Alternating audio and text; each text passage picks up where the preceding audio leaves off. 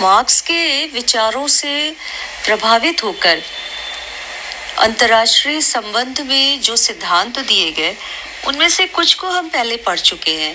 जैसे word system theory को हमने पढ़ा था, हमने निर्भरता का सिद्धांत या डिपेंडेंसी थ्योरी को हमने पढ़ा, और उसके बाद हम लोग क्रिटिकल थ्योरीज की बात कर रहे थे, जिसमें हमने देखा था कि क्रिटिकल थ्योरीज को जो देने वाले थे वे थोड़ा बहुत मार्क्स से, थोड़ा बहुत फ्रैंकफर्ट स्कूल से और उसके प्रभाव से आगे आकर वे ग्रामशी से भी काफ़ी प्रभावित हुए।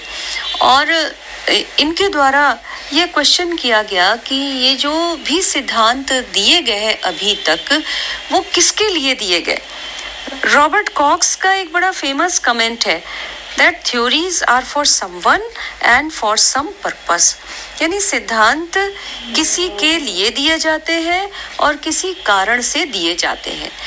यानी अभी तक जो यथार्थवाद वगैरह का सिद्धांत दिया गया वो अमेरिका के लिए दिया गया, ये हम लोगों ने देखा। अमेरिका के जो पॉलिसीज थी, अमेरिका के द्वारा जो कार्य किए जा रहे थे अंतर्राष्ट्रीय जगत में, चाहे वो आर्म्स रेस का हो, चाहे वो दूसरे राज्यों में इंटरवेंशन का हो, उसको जस्टिफाई करने का काम इन थ्योरीज के द्वारा किया गया। क्योंकि इन्होंने ये कहा कि सभी राज्य पावर के लिए, शक्ति के लिए काम करते हैं और ये राज्य का बेसिक काम है, इसमें कहीं कुछ भी गलत नहीं है। और शक्ति को बढ़ाने के लिए राज्य युद्ध का भी सहारा ले सकते हैं, डिप्लोमेसी का भी सहारा ले सकते हैं।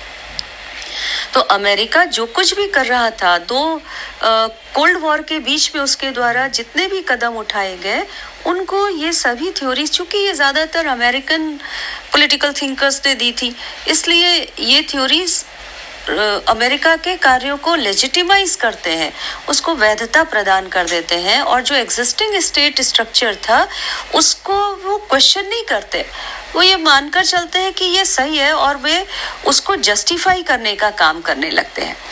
जबकि क्रिटिकल थ्योरी को देने वालों का मानना था कि we need to question that state structure also, जो राज्य की व्यवस्था है उसको हमें क्वेश्चन करना चाहिए। जैसा कि अभी हम लोगों ने पिछले क्लास में देखा, जिसमें कैपिटलिस्ट जो क्लास है वो एक जो बड़ा वर्ग है डेवलपिंग कंट्रीज का, उसका शोषण करने का काम करता है। बहुत सारे शब्दों का भी इन्होंने इस्तेमाल किया, कोर, पेरिफेरल, सेमी पेरिफेरल, ये सारे शब्दों का इस्तेमाल इनके द्वारा किया गया।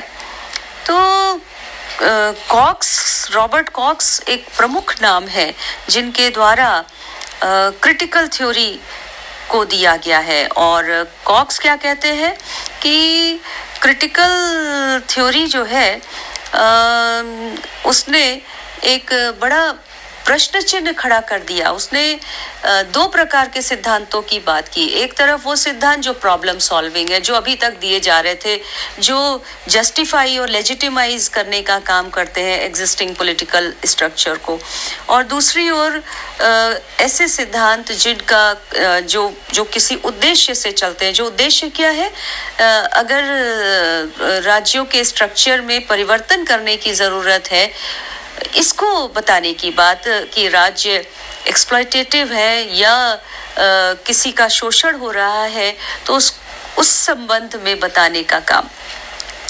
तो there can be two kind of theories, one which is problem solving and the second which is purposive.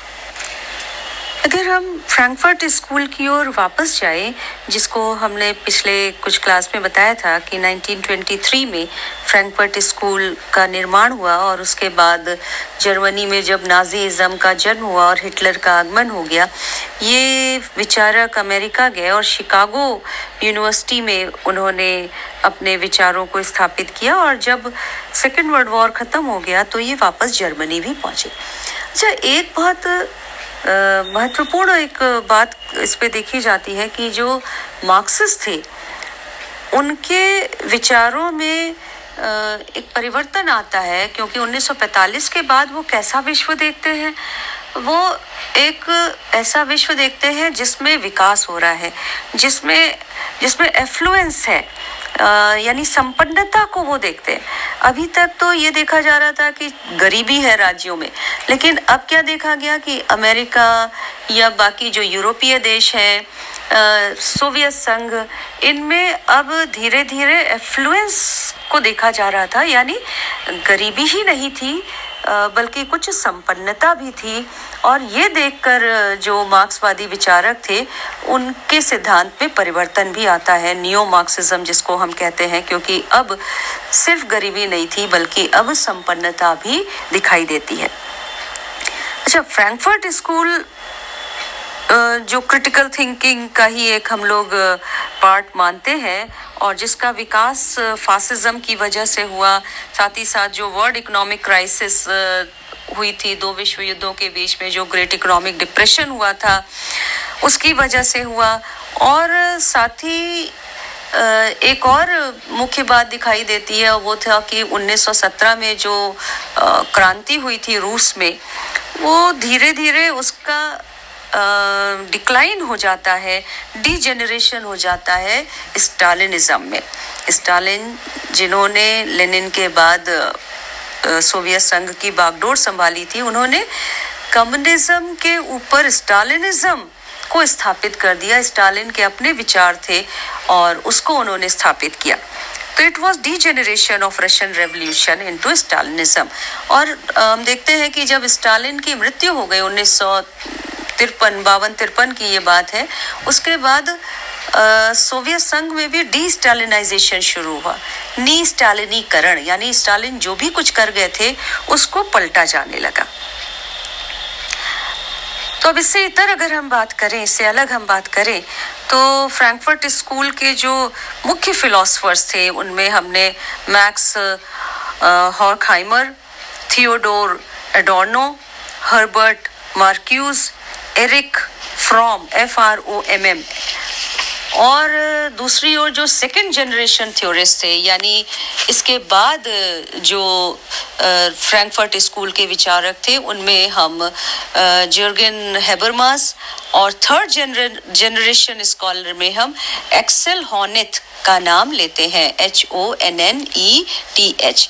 Habermas का नाम बहुत महत्वपूर्ण है, इसको याद रखिए, HABERMAS, हेबरमास। इनका नाम फ्रैंकफर्ट स्कूल के विचारकों में हम मुख्य रूप से लेते हैं, क्योंकि आगे जाकर हेबरमास के विचारों के ऊपर भी क्रिटिकल थ्योरी को देने वालों ने और सिद्धांत प्रस्तुत किए। फ्रैंकफर्ट स्कूल के जो थ्योरिस्ट थे, they were very much concerned with the dark side of modernity। Modernity के अंदर भी वो देखते हैं कि कहीं कुछ कमियां थी, और उन्होंने क्या किया, they set themselves the task of understanding, कि वो ये समझने की कोशिश करते हैं कि क्या बात है कि मानवता बेहतरी की ओर जाने की जगह एक उसमें डिजेनरेशन हो रहा है और एक नए तरीके की बर्बरता उसमें दिखाई दे रही है। इनफैक्ट वो देखते हैं कि रीजन, यानी तर्क, जिसमें कि ये सोचा गया था कि वहीं से सब विकास होगा, क्योंकि तर्क क्या लाता है, एनलाइटनमेंट लाता है, और ये माना गया कि जब तार्किक शक्ति का विकास होगा तब प्रोग्रेस आएगी, इमेंसिपेशन होगा, लोगों का उद्धार होगा, ये माना गया था। पर ये देखा कि रीजन क्या बन गया है, reason became an instrument for dominating and destroying nature instead of liberating man. यानी मनुष्य को आज़ाद करने की जगह, इमेंसिपेट करने की जगह, रीजन ने क्या किया, इसने डोमिनेंस के इंस्ट्रूमेंट के रूप में काम करना शुरू कर दिया, और साथ ही साथ इसने ह्यूमैनिटी को नुकसान पहुंचाने का काम शुरू कर दिया। ये थोड़ा जो फ्रैंकफर्ट स्कूल के थ्योरिस्ट थे उनको ये आश्चर्यजनक लगा। हॉर्खहाइमर ने अपने स्टडी में ये देखा, उनकी किताब का नाम था, उनके एसे का इनफैक्ट नाम था, 1937 में उन्होंने लिखा था ट्रेडिशनल एंड क्रिटिकल थ्योरी। ये उनके एसे का नाम था जिसमें उन्होंने ट्रेडिशनल और क्रिटिकल थ्योरी को कंपेयर किया था। और वो देखते हैं कि ट्रेडिशनल थ्योरी में नॉलेज को एक कंट्रोल के इंस्ट्रूमेंट के रूप में देखा गया, knowledge as an instrument of control rather than the basis for human happiness. ज्ञान क्या होता है? मनुष्य के प्रसन्नता, मनुष्य के हैप्पीनेस का आधार होना चाहिए। लेकिन वे कहते हैं कि जो ट्रेडिशनल थ्योरी थी उसमें नॉलेज को नियंत्रण के एक तरीके के रूप में देखा गया, न कि लोगों के उद्धार के एक तरीके के रूप में, लोगों में हैप्पीनेस लाने के एक तरीके के रूप में उसको देखा गया। और इसलिए वे ट्रेडिशनल थ्योरी की आलोचना करते हैं। और दूसरी ओर वे कहते हैं कि जो क्रिटिकल थ्योरीज हैं वे इमेंसिपेशन की बात करती हैं। और इमेंसिपेशन के लिए हमें क्या चाहिए? जो सामाजिक व्यवस्था अभी मौजूद है उसका विश्लेषण करने की ज़रूरत है। A critique of social life, किस उद्देश्य से? To provide insight into existing social contradictions and act as a guide for the social conditions necessary for an emancipated future.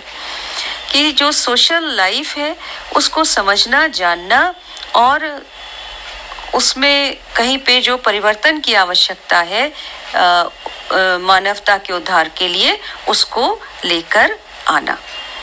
Frankfurt school के जो फिलोसफर्स थे वो इस बात के लिए भी चिंतित थे कि जो प्रोलेटेरिएट है वो उसमें क्रांति करने की क्षमता की कमी होती जा रही है। कहाँ तो मार्क्स कहते हैं कि क्लास स्ट्रगल होगा और उसके बाद रेवोल्यूशन होगा और उसके बाद प्रोलेटेरिएट का शासन स्थापित होगा, सर्वहारा वर्ग का शासन स्थापित होगा। लेकिन फ्रैंकफर्ट स्कूल के फिलोसफर्स क्या देखते हैं कि रूस में ऐसा हुआ और उसके बाद रूस में क्या हुआ? स्टालिनिज्म आ गया। स्टालिन ने अपने विचारों को आरोपित करना शुरू कर दिया। आगे जाकर हम देखते हैं कि चीन में माओवाद आया, माओइज्म। तो ये जो, या जर्मनी में भी हमने देखा कि fascism. And what we saw, मतलब ये जो फ्रैंकफर्ट स्कूल के फिलोसफर्स थे उन्होंने क्या देखा कि जो सर्वहारा वर्ग है उसके अंदर जो क्रांतिकारी शक्ति है वो कम होती जा रही है। और instead what they were doing, they were supporting right wing movements. Germany में विशेष रूप से उन्होंने देखा कि जो कट्टरपंथी विचारधारा है उसको लोग सपोर्ट कर रहे हैं, यानी वामपंथी परिवर्तनकारी विचारधारा को समर्थन देने की जगह वे स्टेटस कोइस्ट बन रहे हैं। वे दक्षिणपंथी जो कट्टर विचारधारा है उसको सपोर्ट कर रहे हैं। नतीजा क्या हुआ कि हॉर्खहाइमर, अडोर्नो, मार्क्यूज और हेबरमास ये प्रश्न उठाने लगते हैं उन कि जो हमारा प्रोलेटेरिएट, जो सर्वहारा वर्ग है, उसके अंदर रेवोल्यूशन, परिवर्तन को लाने की जो शक्ति है उसको वे क्वेश्चन करने लगते हैं। वे कहते हैं कि अब उसके अंदर लग रहा है कि वो ताकत नहीं है कि वो क्रांति कर सके। और जो इमेंसिपेशन की जो बात है मानवता की, वो भी अब उस पर भी क्वेश्चन मार्क लग रहे हैं। वे ये भी देखते हैं कि रीजन जो है वो इंस्ट्रूमेंट ऑफ डोमिनेशन बन जा रहा है, न कि इंस्ट्रूमेंट ऑफ इमेंसिपेशन, जिसको हॉर्खहाइमर ने एक्लिप्स ऑफ रीजन का नाम दिया। उन्होंने कहा ये जो सिचुएशन है जहां पर रीजन क्या हो जा रहा है, it is becoming an instrument of domination rather than critique and reflexivity. इसको उन्होंने कहा कि this is eclipse of reason, जहां पे तर्क पर एक काली छाया स्थापित हो जाती है। तो एक्लिप्स ऑफ रीजन इस शब्द का वे इस्तेमाल करते हैं। हॉर्खहाइमर के बाद जो सेकंड जनरेशन क्रिटिकल थ्योरिस्ट है, उसमें हैबरमास का नाम मुख्य रूप से लिया जाता है। हैबरमास के विचार अत्यंत महत्वपूर्ण हो जाते हैं क्रिटिकल थ्योरी के अंतर्गत। फ्रैंकफर्ट स्कूल के विचारकों ने जो विश्लेषण आरंभ किया था रीजन और रैशनैलिटी का, उसी को वे आगे बढ़ाने का काम करते हैं। हैबरमास की जो थ्योरी थी, that was the theory of communicative action, discourse ethics and analysis of the relation between knowledge and human interest. तो वे एक संचार सिद्धांत, कम्युनिकेटिव जो एक्शन का सिद्धांत है, उसको देते हैं। हैबरमास के विचार रेडिकल डेमोक्रेटाइजेशन ऑफ सोसाइटी, इसके इर्द गिर्द घूमते हैं, यानी समाज हमारा कैसा है जिसका बड़ी तेजी से लोकतांत्रिकरण हुआ है। हैबरमास, हॉर्खहाइमर और एडोर्नो ने जो एक निगेटिविस्टिक फिलॉसफी दी थी, उससे आगे जाते हैं और वे कहते हैं कि आधुनिकता क्या है, एक अनफिनिश्ड प्रोजेक्ट है, और वो कहते हैं कि हमें कोशिश ये करनी है कि हम मॉडर्निटी को उसके अंजाम तक पहुंचा सके, और इसके लिए वे टेक्नोलॉजिकल प्रोग्रेस की बात कहते हैं। वे कहते हैं कि मॉडर्निटी को हम टेक्नोलॉजिकल प्रोग्रेस से प्राप्त कर सकते हैं, लेकिन इसके साथ ही वो ये भी कहते हैं कि मॉडर्निटी अपने साथ स्वतः स्वतंत्रता या मानवता का उद्धार या लोगों का संगठन, सॉलिडैरिटी, इसको लेकर नहीं आता है। और इसलिए वो कहते हैं कि हमें तरीका ढूंढना होगा जिससे कि फ्रीडम और प्रोग्रेस को हम ला सकें और उसको मॉडर्निटी के साथ जोड़ सकें। यानी modernity is not always progressive, वो सबके लिए फ्रीडम लेकर नहीं आती है। टेक्नोलॉजिकल जो मॉडर्निटी है वो कुछ लोगों के लिए ऐसा भी है कि वो उनके लिए शोषण का कारण बन जाती है। वे जो ट्रेडिशनल मार्क्सिज्म था उसमें भी परिवर्तन लाने की बात कहते हैं, और वो कहते हैं कि जो मार्क्स ने इतिहास का आर्थिक विश्लेषण किया है उसमें बदलाव लाने की ज़रूरत है, और उनके अनुसार जो फोकस है लेबर पर, उसको कम करने की ज़रूरत है, और उसकी जगह सोशल कम्युनिकेशन और म्यूचुअल अंडरस्टैंडिंग, इस पर फोकस करने की ज़रूरत है। जो समाज में आपस में जो संवाद चल रहा है उस पर बात करने की ज़रूरत है। जहां मार्क्स समाज में संवाद नहीं है इस बात को कहते हैं, उनका कहना है कि इसकी वजह से, क्योंकि समाज में गैप है दो वर्गों के बीच में, इसलिए क्रांति हो जाती है। वे लेबर क्लास पे फोकस करते हैं।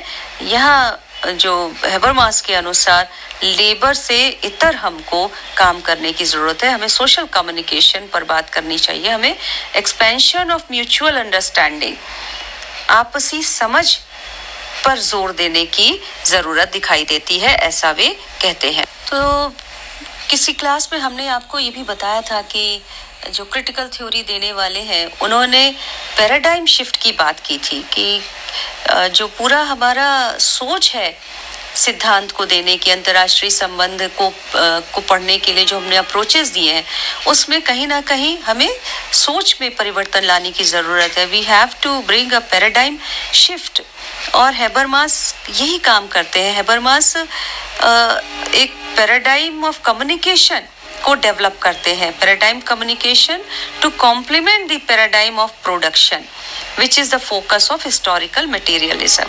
जहाँ हिस्टोरिकल मटेरियलिज्म की बात करते हुए मार्क्स प्रोडक्शन की ही बात करते हैं, उनका सब कुछ उत्पादन पर, पूंजी पर, लेबर पर, उस पर निर्भर करता है। It is centred around these three things, production, labour and साथ ही साथ एक्सप्लॉयटेशन, वे इस पर फोकस करते हैं। तो वहीं हैबरमास एक पैराडाइम ऑफ कम्युनिकेशन का विकास करते हैं, जो संवाद की बात है वो ये कहते हैं, और उसको वे मार्क्स का जो विचार है प्रोडक्शन इत्यादि का उसके साथ जोड़ देते हैं। हबरमास फिलॉसफी ऑफ कॉन्शियसनेस से फिलॉसफी ऑफ लैंग्वेज की ओर जाने की बात कहते हैं। फिलॉसफी ऑफ लैंग्वेज का मतलब वही संवाद की बात ही आ जाती है। बातचीत के माध्यम से communication between language users is the fundamental cognition for Habermas. तो जो आपस में बातचीत है उस पर वो बहुत बल देते हैं। तो इस तरह से हेबरमास की जो कम्युनिकेटिव एक्शन की थ्योरी है, ये इसका फोकस किस पर है? इसका फोकस व्यक्ति पर है। जो क्रिटिकल थ्योरी को देने वाले लोग हैं वो कहते हैं कि हमें राज्य नहीं बल्कि ह्यूमन सिक्योरिटी पर फोकस करना चाहिए। जहां मार्क्सवादी कहते हैं कि राज्य महत्वपूर्ण है, वहीं पर जो क्रिटिकल थ्योरी देने वाले हैं वो कहते हैं कि human security is more important. हम अपने राज्य के अध्ययन में हम इतना खो जाते हैं कि हम मनुष्य पर ध्यान ही देना बंद कर देते हैं। इसलिए वो मनुष्य के विकास, मनुष्य की सुरक्षा की बात कहते हैं। और दैट इज वाई हम देखते हैं कि हेबरमास का जो सिद्धांत है वो व्यक्तियों के बीच में संवाद की बात करता है, सब्जेक्ट सब्जेक्ट रिलेशन की बात वो कहता है। हेबरमास का जो सिद्धांत है वो रैशनल डिसीजन मेकिंग की बात कहता है, और जब हम तार्किक तरीके से निर्णय निर्माण करेंगे तो हमारा समाज कैसा होगा? ज़्यादा समावेशी होगा, इंक्लूसिव होगा। और ये बात वो कहते हैं कि केवल एक समाज के अंदर ही नहीं एक समावेशी समाज को हमें बनाना है, बल्कि जो विभिन्न राज्य हैं उनमें भी हमें अधिक समावेशिता को लाना है। हमको उसको इंटरनेशनल सोसाइटी को भी हमें कैसा बनाना है? ज़्यादा समावेशी, ज़्यादा इंक्लूसिव, जिसमें राज्यों के बीच में भी लगातार संवाद हो, बातचीत हो। इस सिलसिले में मुझे याद आता है कि जो नॉर्थ साउथ डायलॉग है, उत्तर दक्षिण संवाद, जिस पर नॉन अलाइंड मूवमेंट काफ़ी फोकस करता है और यहाँ पर वो अपने लिए अपना रेलेवेंस भी ढूंढता है। नॉर्थ साउथ डायलॉग, विकसित और विकासशील देशों के बीच में बातचीत का होना, जिससे उनके बीच में जो समस्याएं हैं उनको कहीं ना कहीं हल किया जा सके। हेबरमास के अनुसार जो कम्युनिकेशन है, संवाद है, वो क्या लेकर आता है? वो इमेंसिपेशन लेकर आता है, वो रैशनल प्रोग्रेस लेकर आता है, क्योंकि इसके माध्यम से राज्य आपस में बातचीत करके विकास कर सकते हैं। निर्भरता को अंतर निर्भरता में बदला जा सकता है। निर्भरता में तो एक का विकास दूसरे के कॉस्ट पे हो रहा है, पर जब हम अंतर निर्भरता की बात करते हैं तो उसमें एक के विकास से दूसरे को भी लाभ होता है। दोनों एक दूसरे को लाभ पहुंचाए, ये प्रयास होना चाहिए राज्यों के बीच में। हेबरमास के सिद्धांत की आलोचना भी की गई है। पहला जो ऑब्जेक्शन है उनके आर्ग्यूमेंट्स, उनकी थ्योरी के लिए, वो ये कि हेबरमास ने अपनी जो क्रिटिकल थ्योरी दी है इंटरनेशनल रिलेशन की, उसमें उन्होंने मार्क्स और हिस्टोरिकल मटेरियलिज्म से अपनी बात को आरंभ किया है। इस पर प्रश्न चिन्ह लगाए गए हैं कि क्या ये सही है। आलोचकों का कहना है कि कैपिटलिज्म की जो सिचुएशन है उसको बिना बदले, पूंजीवाद में जब तक हम परिवर्तन नहीं करेंगे तब तक समाज में किसी भी प्रकार का परिवर्तन नहीं किया जा सकता। और इसलिए हेबरमास का जो कम्युनिकेटिव थ्योरी है वो पर्याप्त नहीं है, क्योंकि वो कैपिटलिज्म में बदलाव लाने की बात नहीं कहता है, और ये उसकी सबसे बड़ी आलोचना है।